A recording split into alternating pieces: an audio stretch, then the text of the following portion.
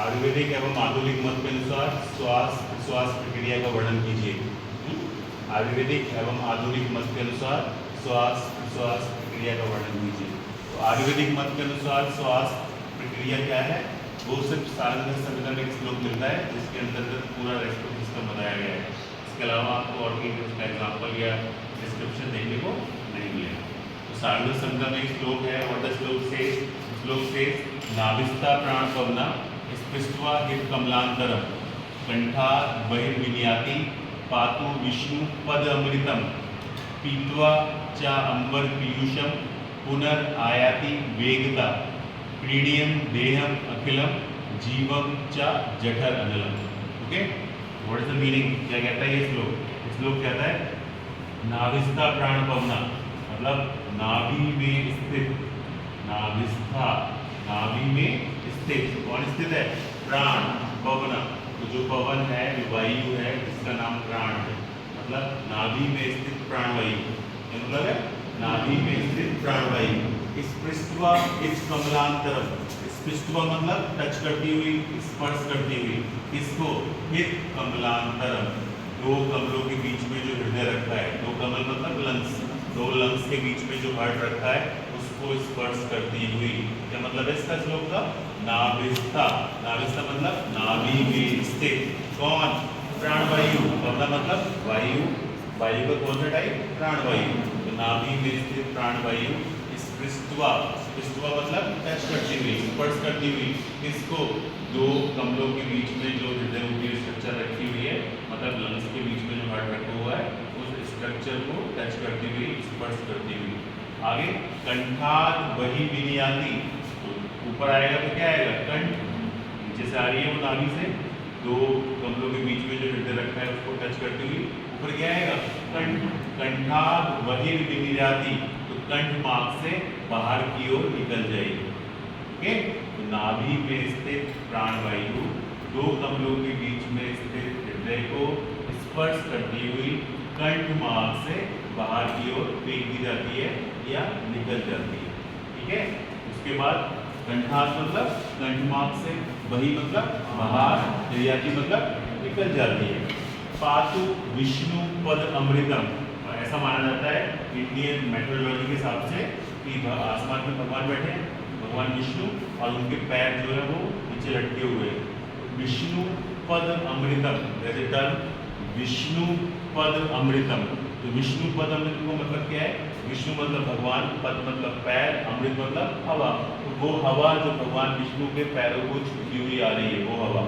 अमृत मतलब किसके लिए बोला गया अमृत, एक पवित्र वस्तु के लिए, मतलब ऐसी शुद्ध हवा जो भगवान के पैरों को छूती हुई आ रही है। इसका मतलब क्या है, व्हाट इट मीन, किसको बोलेंगे, तो अगर हम बोलें कि आपको ऐसे एनवायरमेंट में रख दिया जाए जिसमें 100% ऑक्सीजन हो, जिंदा रह लोगे, नहीं, मर जाओगे, तुरंत मर जाओगे।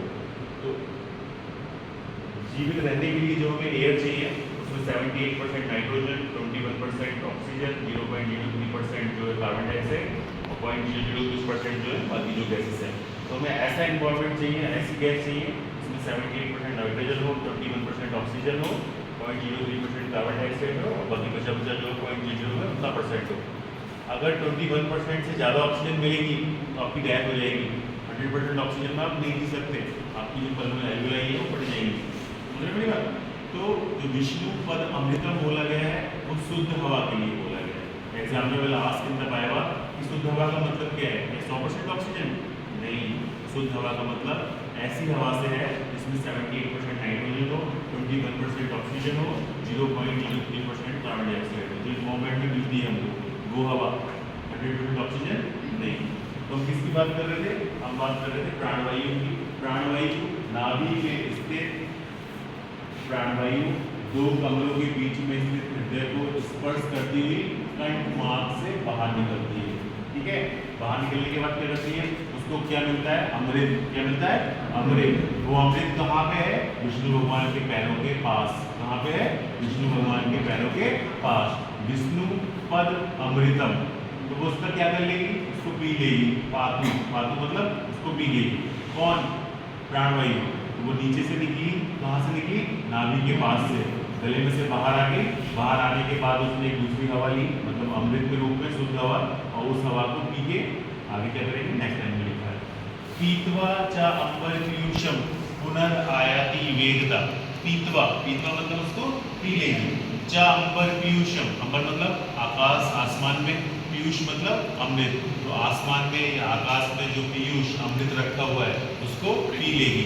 पुनर्आयाति वेगता, पुनर् मतलब दोबारा, आयाति मतलब वापस आना, निर्यात मतलब जाना, एक्सपोर्ट, आयात मतलब इंपोर्ट, तो निर्यात मतलब जाना, वो पहले था ना निर्यात, वही निर्याती, तो निर्यात का मतलब निकलना और आयात का मतलब वापस आना। तो वो क्या करेगी, जो विष्णु भगवान के पैरों को छूता हुआ आकाश में जो पीयूष है, अंबर है, उसको पी के पुनः उसी वेग से, जिस वेग से वो निकली थी उसी वेग से वो वापस चली जाएगी। तो लिखा है पीतवा च अंबर पीयूषम, पी लेगी इसको, अंबर में, आकाश में जो अमृत है उसको, पुनर्आयाति वेगता, और उसी वेग से वापस चली जाएगी। अगली लाइन कहती है प्रीणीय देहम अखिलम।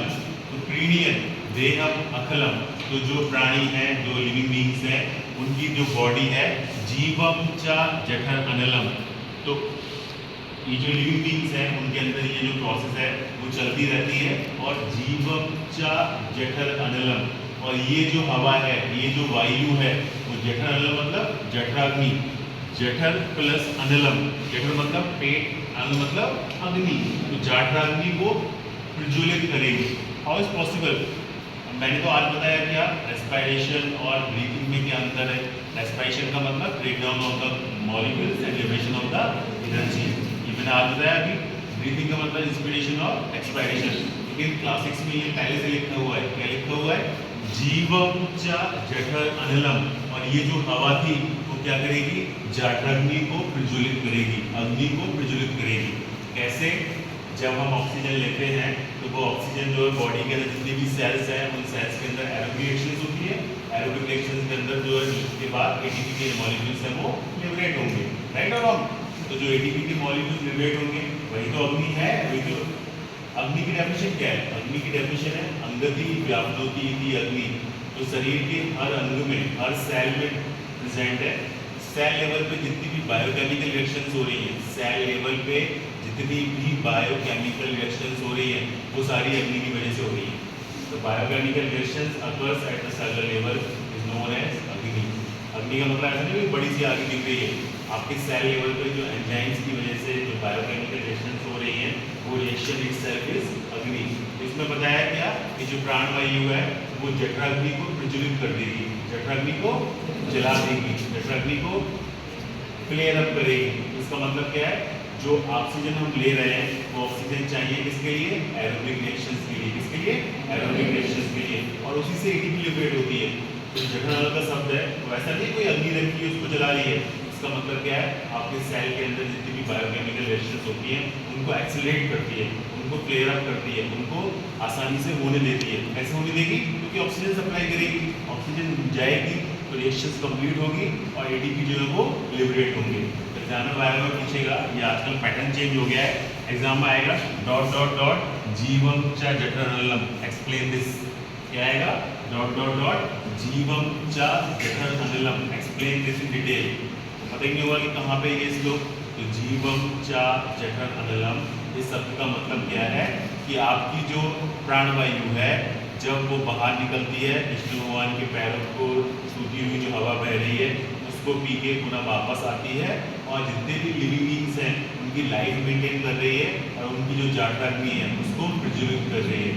इस सबको हम कैसे समझेंगे जठराग्नि को प्रज्वलित कर रही है? कि बॉडी के अंदर जितनी भी बायोकेमिकल रिएक्शंस होती है सेल लेवल पे, वो सारी, इन सबके लिए ऑक्सीजन चाहिए, और वो ऑक्सीजन जो है इसी की वजह से मिल पाता है। इसीलिए हम कह सकते हैं जितने भी लिविंग बींग्स हैं उनकी जठराग्नि को वो प्रज्वलित करती है। ये श्लोक किसका है? सारंग संहिता का। किसका है? सारंग संहिता का। तो रेस्पिरेशन के लिए सिर्फ एक ही श्लोक संहिता में मिलता है, न चरक में न सुश्रुत में, सिर्फ सारंग संहिता में। श्लोक क्या कहता है? नाभि में स्थित, क्या शब्द याद रहेगा? नाभि में स्थित। घटना नहीं है श्लोक, तो बिल्कुल घटना है। एक सेंटेंस बनानी है, स्टोरी, क्या स्टोरी बनानी है? नाभि में स्थित कौन थी? प्राण भावना, भाई मतलब भावना, नाभि में स्थित प्राण भावना, वो स्पर्श कर रही है, टच कर रही है किसको? दो कमलों के बीच में जो हृदय रखता है। तो कमल अंतरम, क्या शब्द है?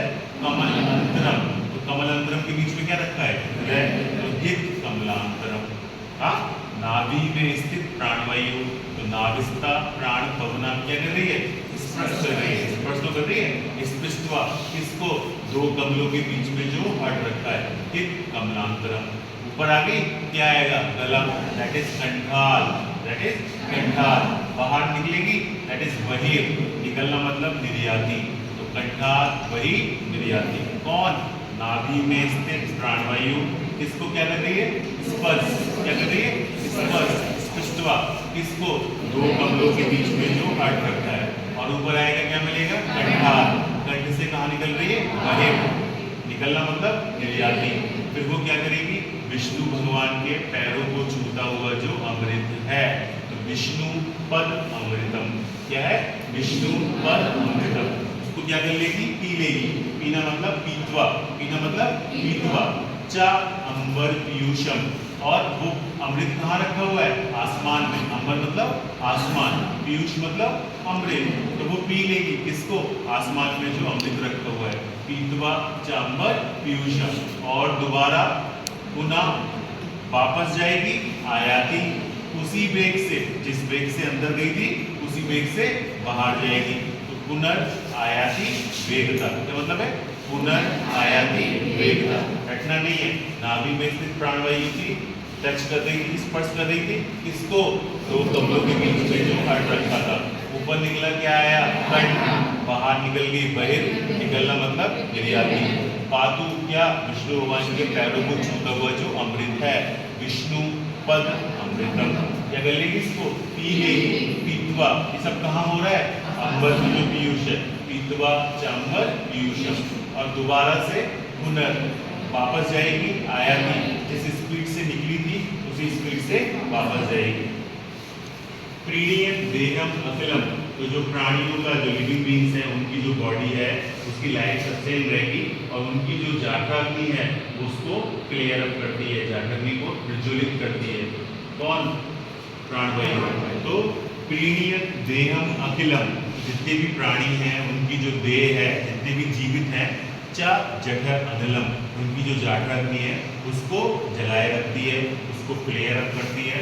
बॉडी के अंदर जितनी भी बायोकेमिकल रिएक्शंस हैं वो सब हो पाती हैं बिकॉज ऑफ दिस वायु। कौन सा वायु? विष्णु पद अमृतम, विष्णु भगवान के पैरों को छूती हुई जो वायु। रटना नहीं है, बिल्कुल नहीं रटना।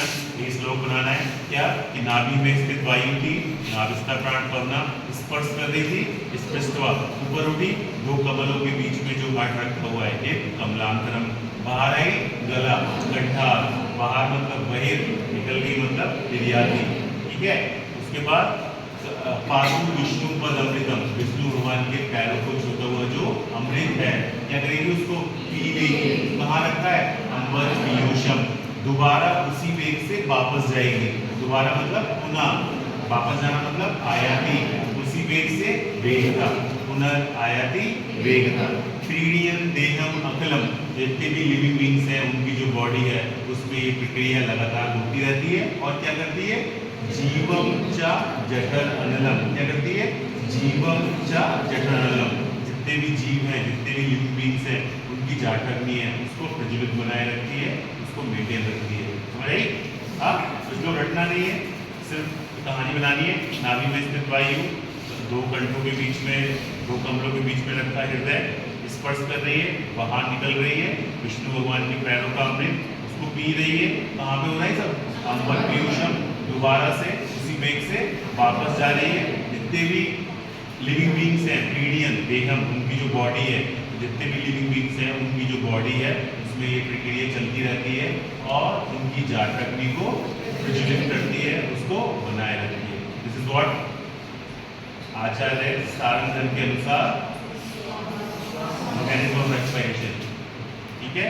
क्वेश्चन आएगा आयुर्वेदिक एवं आधुनिक मत के अनुसार श्वास विश्वास क्रिया का वर्णन कीजिए। This is the Ayurvedic description. Modern descriptions क्या है?